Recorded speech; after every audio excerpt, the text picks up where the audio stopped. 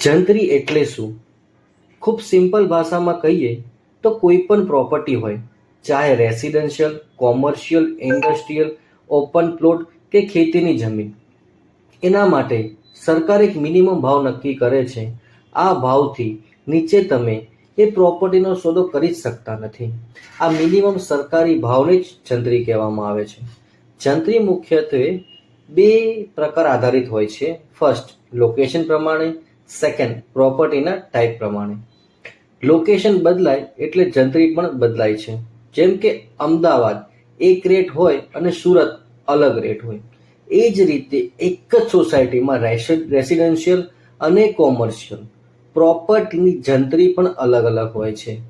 હવે જ્યારે સરકાર જંત્રી વધારે છે ત્યારે શું થાય? સામાન્ય રીતે લોકો દસ્તાવેજ જંત્રી પ્રમાણે જ બનાવે છે.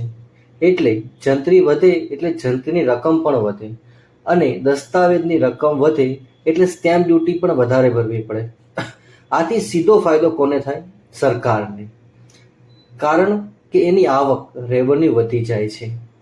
જંત્રી કેવી રીતે ચેક કરવી? જો તમને કોઈ પણ વિસ્તારની જંત્રી ચેક કરવી હોય તો garvi.gujarat.government.in વેબસાઇટ પર જઈ શકો છો.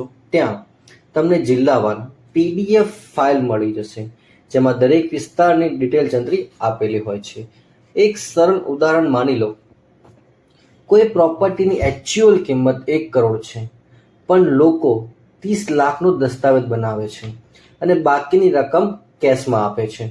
હવે જો એ જ પ્રોપર્ટીની જંત્રી 30 લાખથી વધીને 50 લાખ થઈ જાય તો હવે તમે 50 લાખથી ઓછાનો દસ્તાવેજ બનાવી જ ના શકો. એટલે સરકારને 50 લાખ ઉપર સ્ટેમ્પ ડ્યુટી મળશે. એનાથી બ્લેક કેશનું ટ્રાન્ઝેક્શન ઓછું થઈ જશે. આ રીતે જંત્રી કામ કરે છે.